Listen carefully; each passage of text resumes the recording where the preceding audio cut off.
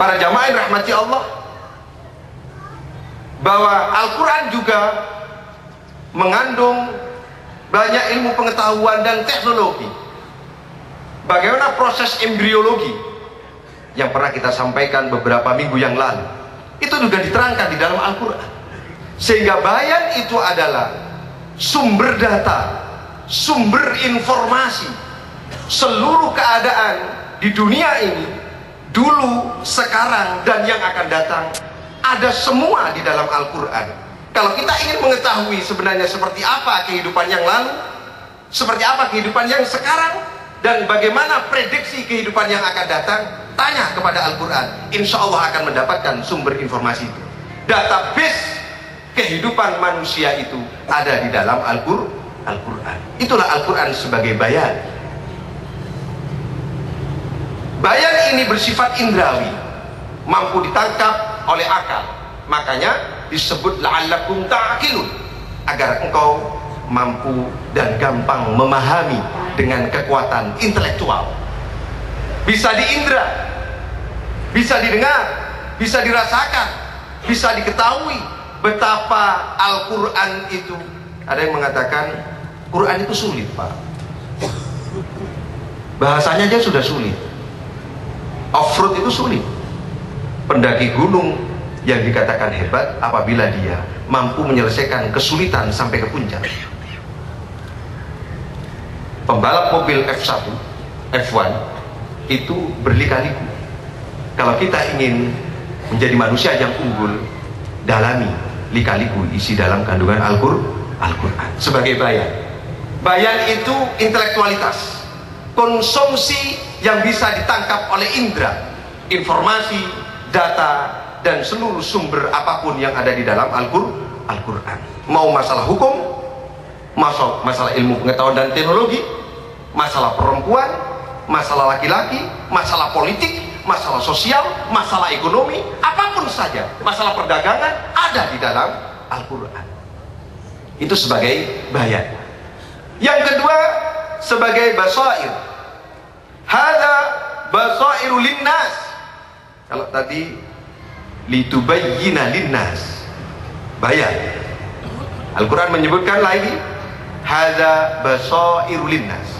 Basair itu pada hakikatnya adalah pemandangan, penglihatan yang mampu ditangkap oleh basir, yaitu mata hati, bukan yang bersifat konkret, tetapi yang bersifat abstrak.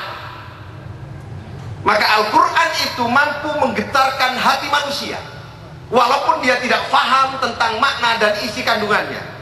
Apa maksudnya? Apa artinya? Ketika Al-Quran dibacakan, hati kita bergetar, itu berarti mendapatkan basair. Neil Armstrong pernah naik ke bulan, mendengar adzan, hatinya bergetar.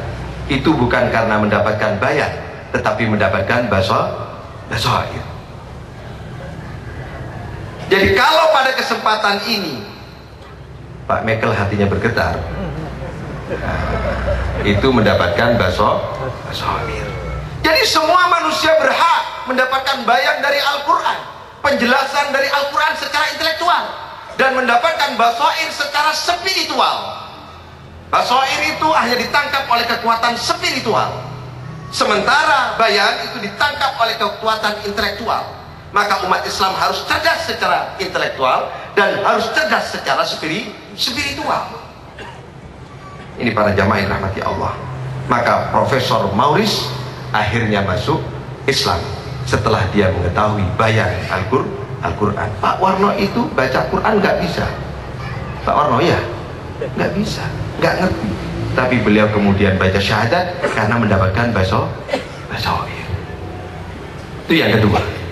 Jadi hak seorang manusia, siapapun, berhak untuk mendapatkan bayan Al-Quran, basair dari Al-Quran.